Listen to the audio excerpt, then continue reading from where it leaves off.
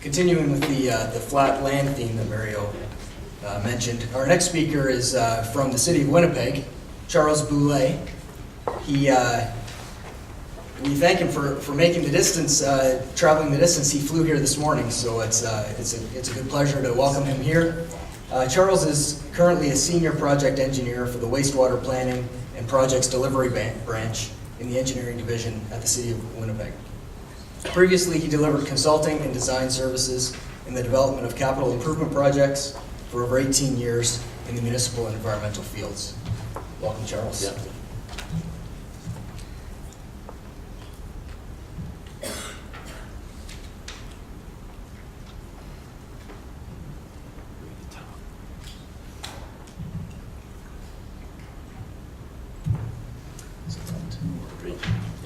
Thank you. Well, it's the first time here for me. Mario could probably come back up here and repeat the same thing. I hope you like reruns. You know, we in Winnipeg, it might have started a little bit earlier because we've had issues like our flooding issues that we've had like in 1997, for example, but we'll go through that as I present here. So I'm thinking of going through a little bit of our background, our floodway, our kind of the type of rain events we have, the type of system, sewer system we have, basement flooding in our program, and what measures we take to prevent all that. We had the same idea. Where's Winnipeg? I just wanted to make sure that you guys knew where we were kind of in the middle there, in the middle of the province. And is there anybody here from west of Thunder Bay? Yeah, see you there. Oh, there you go. Are you from Winnipeg or Calgary? I was in Winnipeg for the floods. Oh, fantastic. Okay. And you soon left? Yeah. Okay. All right. So if that doesn't chase you away, it might be the mosquitoes in summer, but I'm not advocating that here.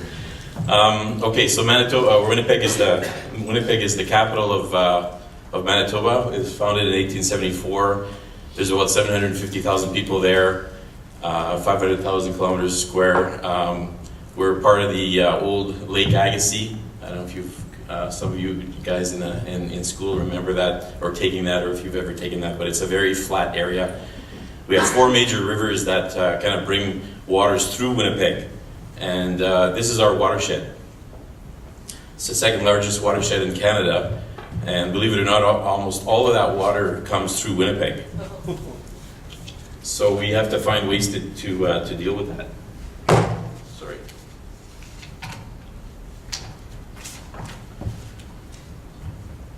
The Red River brings about 60% of the flow through whenever we have a flood. Otherwise, it's from the west, which is from the Assiniboine River, which goes all the way up to just about up to Calgary. Here I am. No, that's not.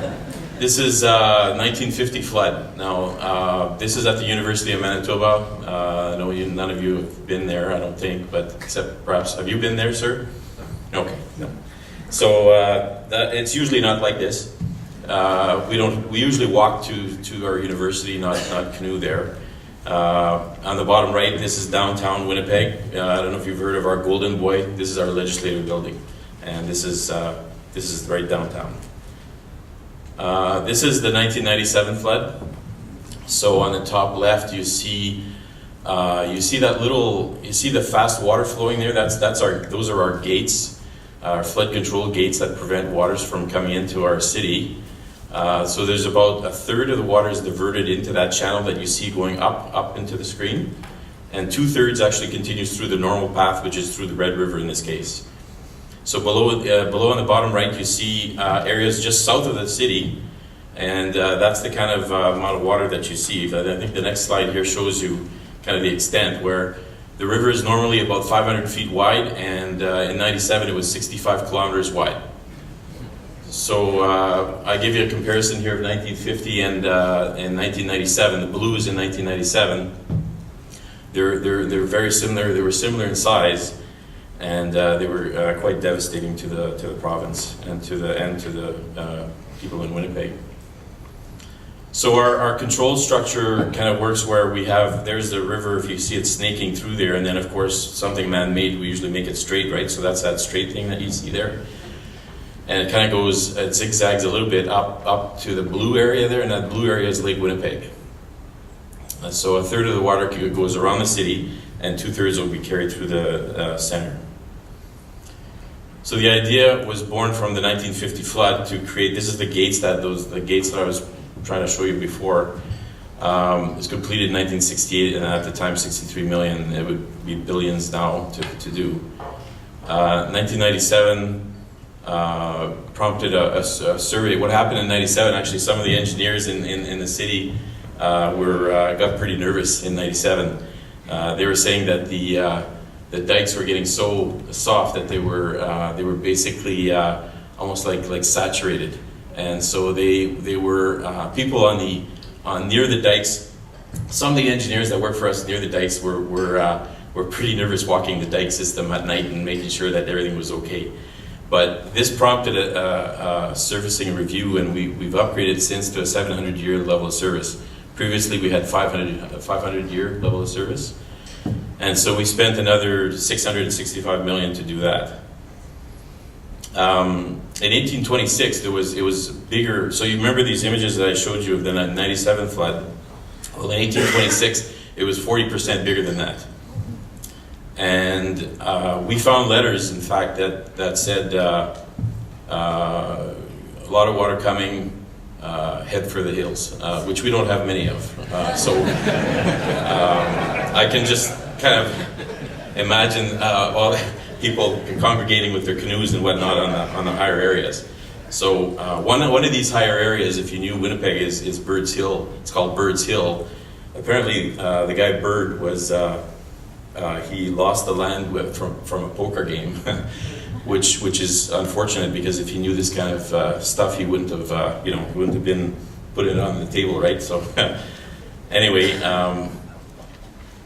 Part of our flood system extends all the way west, about 2 hours west of Winnipeg.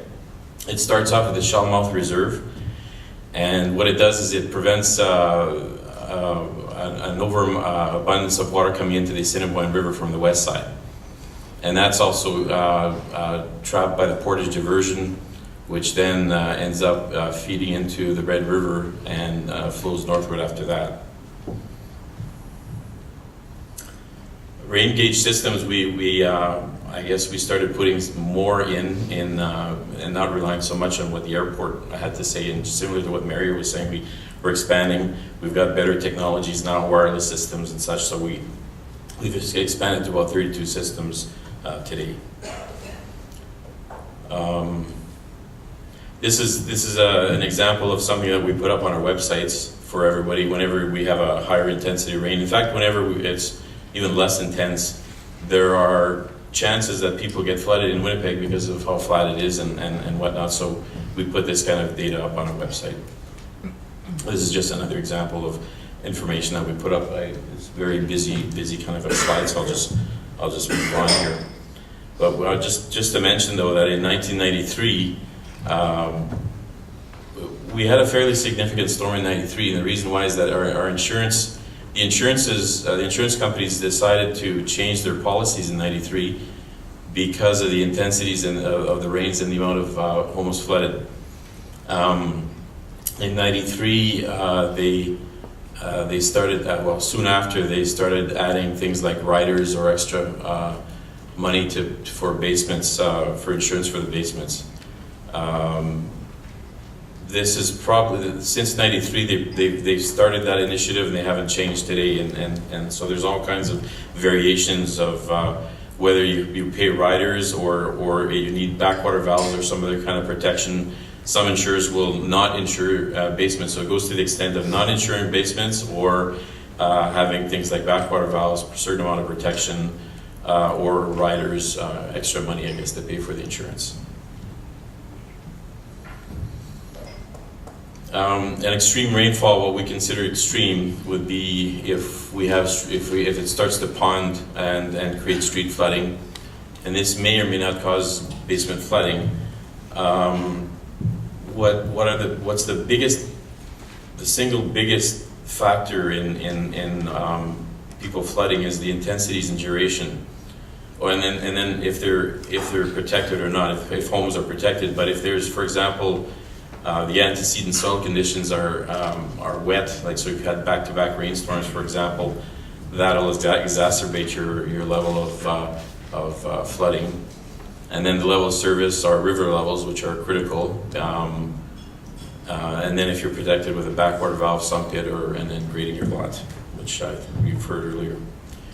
This is an example in May 2010 of an area in Winnipeg, which there was no flooding that we know of in this area, which is pretty amazing when you consider the photos there. You see how much water on the top left. You see that car there, the white car.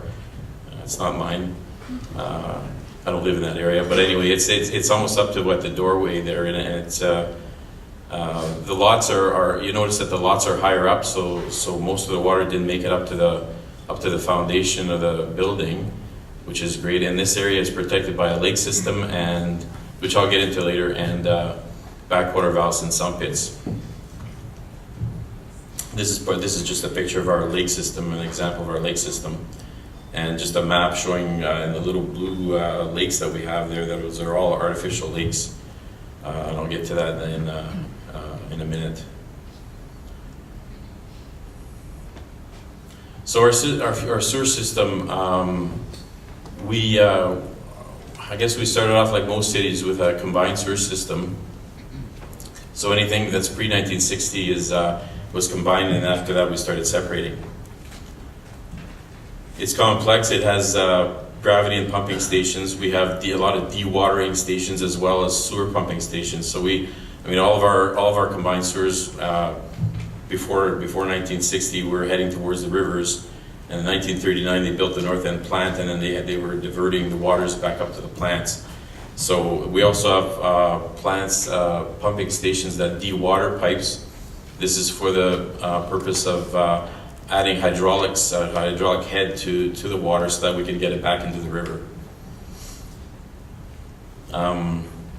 Here we have 3 pollution control centers, 79 interceptor sewer systems, 100 CSO locations, 203 land drainage outlets, and 4 major rivers. So it just shows you a photo of the combined sewer areas versus separate areas. I'm sure you're all familiar with this. Both areas, though, we're still experiencing that you can get basement flooding in either. This is a photo just showing how we went about adding interception in our major outlets and diverted it to the wastewater plants. So some of these outlets are either above river or below, depending on the river level and how they were installed. This is just another photo here talking about combined sewers, a little bit more information about it. So older parts of the city from 1900 to 1960 were built this way. We divert about 2.75 of the dry weather flow to the plant. Now, what that means is that in dry weather conditions, most of our wastewater is diverted to our plants, and then when there's rainwater, it overflows that weir that I showed you before and goes into the river. This is something that we're working on. We started working on it just a year or so ago. Ourselves in the province has been looking to license us on that, and we're working on a multi-year. I don't know if I'll still be alive by the time they still they finish it off, but a multi-year program to prevent that from happening. So we started our basement flood relief program in 1977. This is a little excerpt out of our original thing that mandated the flooding program. They basically said we're going to get everybody up to a 5-year level of protection in the older areas, upgradable to 10-year.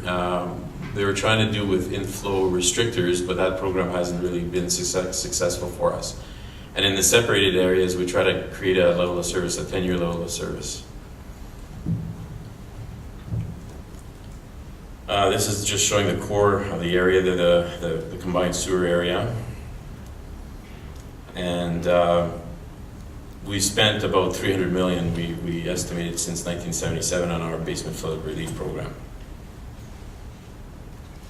And whenever people ask who's at risk, we say, well, everybody is. If you've got a basement, you can have basement flooding. It's more dependent on the intensity, duration. It's more dependent on whether you're protected and those other conditions I mentioned before, antecedent conditions, back-to-back rains. And so some places, in July 25th, 2005, we had an area that never flooded before that we have any records of, and they got flooded. So it was 110 millimeters in about an hour and 10 minutes. There was about 4 feet of water on the streets. So that went up right up to the basement foundation, right down the staircases into the windows. People that didn't have backwater valves, they went up in through the floor drains. Yeah, it was a mess, yeah. Okay.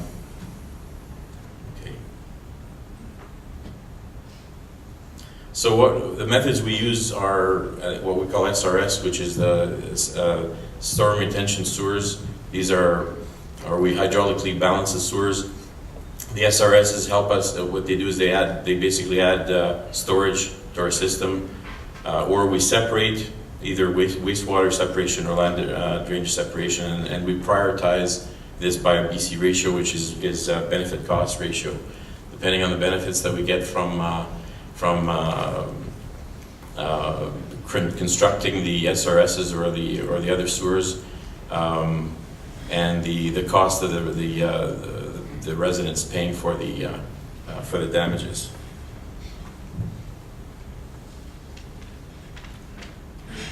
So we've had customer data that we've collected through the years, and actually this is more in the combined sewer system that I know some of the stats. The penetration through the walls and foundation is about 49%. The floor drains is 29%, basement windows about 7%, weeping tiles is about 2%. Now, why is it mostly through the walls and foundations? This is in the combined sewer area where we're focusing our basement flood relief program. It's because the houses are older, and so and as home prices have increased in the last so many years, people are finishing their basements, and so the costs are rising to insure the basements. The source of the floodwater, we find that 77% is from rainwater and about 20% is from wastewater. So really a lot of this is coming from the foundation walls, from the weeping tiles, and not really coming up through the floor drains. The flood reduction measures that we take, if it's, for example, overland flooding, we have a primary dike system, which I'll get into in a minute. Sandbagging, which are on the manholes to prevent waters from getting into any sewers that are connected to the residences or buildings. Flood pumps, a sewer cleaning program, which is very important. Having so many flat sewers around, we get a lot of sedimentation in the sewers, so the cleaning program has been started since 1998, and we're still proceeding with that. We've got about 2/3 of the combined sewer area done. And then our basement flood program, which I've been talking about. So if it's overland flooding, you can see from the table, those are the kind of measures. If it's foundation walls or whatnot, it's the basement flood program. And we also have a subsidy program, same as what Mario mentioned in Windsor. So this is the famous backwater valve. We mandated this in 1979. And so any houses, any new construction after that was mandated to have a backwater valve. So this is just a diagram showing you the preferred locations of the valves and the types of valves in your plumbing. But of course, this only saves your basement from flooding. Once it gets any higher than that, like to the main floor, you may as well just do like you saw before. Just get in the boat, and so. These type of backflow prevention devices we do not recommend, because they often will stick, malfunction, springs will rust, the cap will stick because of the organics in the water, it'll stick to and prevent it from opening properly when they need to open. So we we do not recommend these types in the floor drains. Although they're the cheapest ones, you can go to Home Depot and get them for, you know, $20. This is just an example of how we recommend that people set up their system in the basement, how to set up their sump pump. In our case, we don't have our sumps going into any kind of sewers. We ask the residents to dump that rainwater, weeping tile water, outside, and that make sure that they extend the water away from the house so that it doesn't recycle and come back in. And then it just shows, so this is more like a retrofitted type example here that you're seeing. But it was mandated in 1990 to put in a sump pump. So now we have both backwater valves, and then we recognize that without a sump and a backwater valve, you can get too much rainwater coming in from your weeping tiles, overcoming your own system, and then backing up in your basement from your own system. So then the sump is also required. That's pretty much what I just said. Mandated in 1990. Just an example of don't let it recycle, like I was just saying. Things that you can do to help prevent your sewer from backing up. Don't throw garbage down the toilets, or use grease traps and grit and interceptors. Keep your service pipe clear of roots, and regular maintenance of your own. I'm talking about the property owner's responsibility. This is a brochure that we have. We hand out advocating the type of things that you shouldn't be throwing in the toilets, or in this case, it's also talking about how to not dump water into your neighbor's yard, which is a good thing. This is our subsidy program. So similar to Windsor, we have a subsidy program. We just started 3 years ago. We started with $1 million and we're up to $3 million. It's a cost sharing between the province, 50-50. So in category 1, we have the inline backwater valve only. You can get the sump pit only, and this depends, I guess, if you're built between 79 and 90, then you'd only want one or the other, so you have a choice here. And I'm going to flip through the other slides. I've only got a few minutes left here, so I'm going to flip through a few slides which talks about the eligibility for this program. If you'd like, I can show you that later. But basically, this is my second last slide here, which looks at what we've done so far for flood reduction in a nutshell. So we've done the floodway, expanded that in 2005. We have a basement flood relief program at 1977 ongoing. We've constructed a lot of relief works in that time. We do public education, newly built homes, like is mandated to have their backwater valve and sump pumps since 79 and 90. That cleaning inspection program I was talking about is the 1998 ongoing, which is very important because in our case, like I said, our pipes can get up to 50% filled with sediments, which reduces the capacity by that much, which is huge. And you're paying a lot more money to put in these large pipes, and you're getting half the value. So it's a very important program. Inlet restriction studies, and we've done INI studies, inflow infiltration studies. We've also done smoke testing, which I don't have on the slide here. Although we haven't changed any policies based on the smoke testing or dye testing programs that we have. We've also done IDF curves and the study of them, which ironically, we think that the storms are getting more intense and localized, but the IDF curves are saying it's the opposite. We conducted a basement flood review study through a consultant which had 25 years of data from the insurers that we paid for the data directly from, I guess, the database. We're careful not to use anybody's names or anything, and then we did a complete study on that, and the recommendation pretty much at the end was you should be just doing surveys because the data really didn't match up with what our findings were, which was very disappointing for us. So that's about it. If you've got any questions, and I'd like to thank ICLR for inviting me here. So I'm open for questions.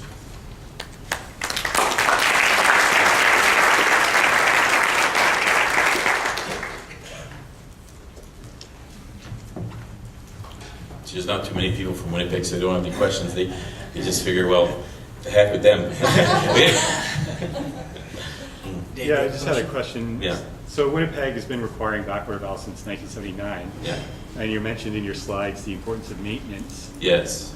So have you had any issues with that since you've had them for so long? Well, the backwater valves? Yeah. The problem with the backwater valves is that it's the owner's responsibility once they put it in. Right. And so that's the biggest issue we have, is that what do you if you want to lose, what do you do with in terms of control? Do you lose control and say we'll implement all these backwater valve programs and some pump programs, and you lose control of that because they could put it in very well, but then if they don't maintain it, something very small could cause it to malfunction, right? And it's basically useless.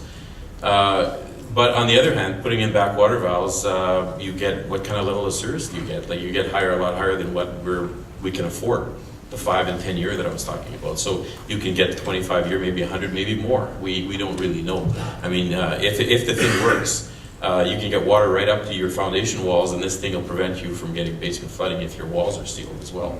So what do? We educate the public. Yeah. That's all we can do. Do you have any idea about the rate of failure of valves that say were installed in the 80s or? No, a lot of people don't even know where they are, is what we're finding out. Like, either they don't know that they have them, or they don't know where they are. So every year we go out and we talk to people and through different things like our home show, or they can call in with questions like that. But we find that unless people are technically minded, we find that they're under the grace of God. Any other questions? Harry Yeah. Thompson, Thompson Flow Investigations. Mhm. I was involved in a very large study in Winnipeg back in 06 to 08. In any Okay. event, I'm just wondering if you have plumbing records for different homes, or set that up to keep track of where these valves are put in. Yes, we keep track of all every installation that's come through our subsidy program. We keep track of. We have those records. Yeah. Go ahead. Paul Capochet on Benfield. I'm curious, in '93 with the insurance company Yeah. seeming to curtail coverage of that, Mhm. has there been any broadening of coverage, or what kind of engagement have you had, both consumers? Do consumers find they're getting more insurance coverage because apparently Winnipeg seems to be more ahead of the ball, perhaps compared to the municipalities in Canada? So what's the kind of engagement you've seen because of these things you've done? Has there been increasing coverage, or have you had insurance companies talk to you to try and see perhaps that you're in a better position in other parts of Canada? You know, the insurance industry has come to us as well as other cities, and they're trying to come up with models that will simulate where these kind of basement flooding situations will occur. And is Scott Trail here? Oh, okay. So Scott can talk to you about that. Anyway, we've had people like that come to us and ask us, because we're surprised when they came to the city and we found out that they're paying up more insurance for water damage than they are for fire, and that happened, I don't know when, Scott, like 10 years ago or something, when it switched over. The insurance companies they vary a lot. So to try to answer your question, they vary from some of them saying we're not giving you insurance to, or we will if you put in a backwater valve or in a sump pump, or and they'll try to call us and get information on the how many times the place floods or the probability of flooding of the area. But really, it depends more on the rainfall intensities and duration than it does just about anything else. Like, I don't know if you remember, but I don't know how fast I went through this, but I said that the 49% of the people that we surveyed said that the water coming into damaging their homes was 49% said it was from rainwater through cracks in the walls. It wasn't through the floor drain. So only 29% said it was through the floor drain. So there's still a lot of there's still, in our case, because our buildings are getting to be over 100 years old in the core area, a lot of people are, and people are reactive. Like if people in Winnipeg will basically wait for the springtime, and if they know the river levels are going to be high and we're going to get rain, then our subsidy program, the phone lines go crazy. In the last 2-3 years, it's been dry, and it's been pretty quiet. Did I answer your question, or kind of? Yeah. Okay. All right. Have time for a final question? Yeah. Paul, go ahead. Can you remind us again, you had a slide where you showed a neighborhood and the streets were just full of water. Yep. And you were sharing from that you weren't aware of any damage happening to the homes. Despite Yes. an overwhelming amount of water. What was it that stopped that water from getting in? These are newer homes. They're built after 1990. They had some backwater valves and some pumps. The lot grading was high, was done properly. The downspouts were done properly. As you can see on the on the top left, that's where you see the kind of water is on the streets. But you notice that it's fairly dry if you go house to house a little higher up, right? And so the grading was done properly. This area was designed properly, and they have that kind of protection. Backwater valves, some pumps. They had everything going for them, you know. And so this area did not flood. Yeah, it's a great thing. So. Do we have any other questions? I think in the interest of time, we'll leave it at that and move to our next speaker. But Charles, thank you very much. Thank you.